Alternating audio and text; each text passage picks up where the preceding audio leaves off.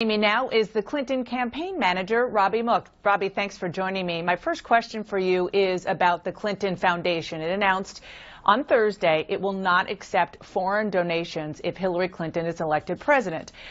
40% of the foundation's top donors, those giving more than $1 million, are foreign. So if it's not okay to take this money as president, why was it okay to take it as Secretary of State? Well, first of all, when the rules were put in place in 2009, they were a big burden on the foundation. And it's important to remember what the foundation does.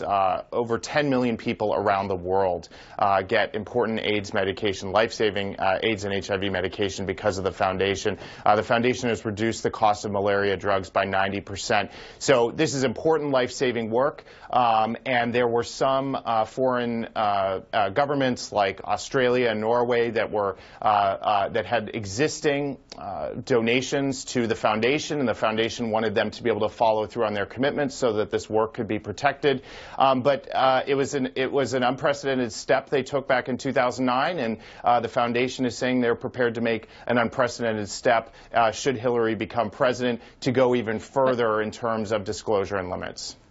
But if this is the right policy now, why not do it now? Why wait until the idea of her being president? Why not do it when she is running for president?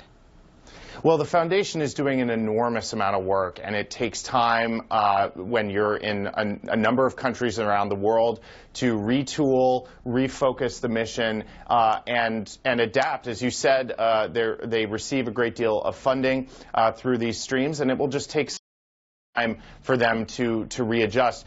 Look, what we're focused on right now is making sure Hillary Clinton is elected president. So nobody wants to get ahead of themselves, but we're glad to hear that they have once again taken an unprecedented step in terms of transparency and rules. But Robbie, I know you understand this. Part of the issue with a lot of voters keeping her from being president, keeping voters from going into the booth and voting for her, is they think that, that there are lots of questions about the integrity or honesty of her experience in politics, and that this is one of them. So considering that, why not, if you're going to take this step, do it now to make clear that there is no issue here with her accepting foreign donations or others from people who might be trying to affect her and trying to get around giving it to the campaign the way anybody else would?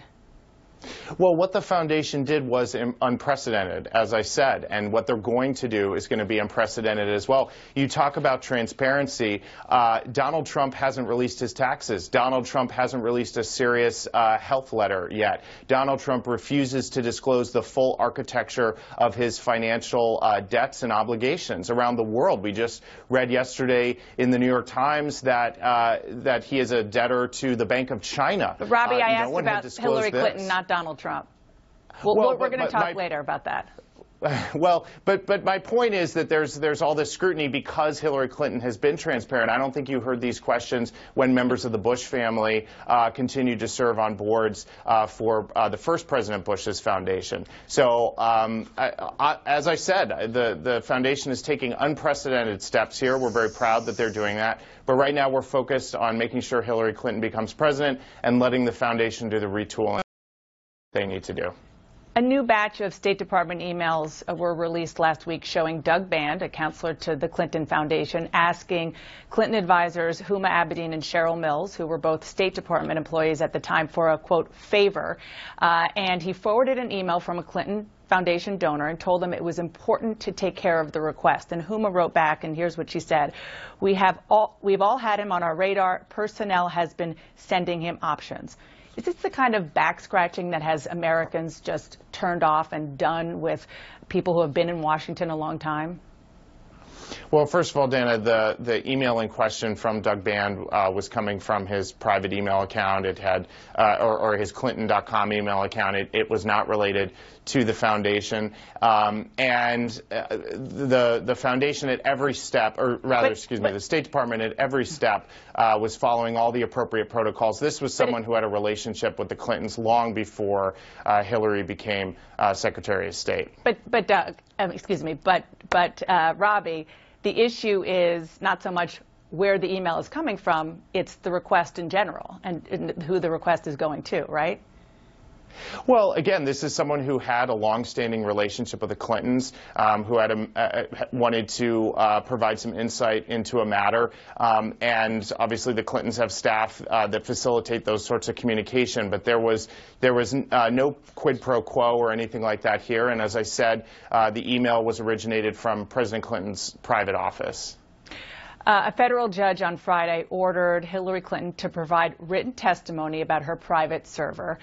You're going to get the questions by October 14th, and you're going to have 30 days to answer them. So theoretically, you won't have to answer the questions until after the election. You were just talking about transparency and how transparent Secretary Clinton has been. Given that, in the name of transparency, will she work to produce those answers and make them public before the election on November 8th?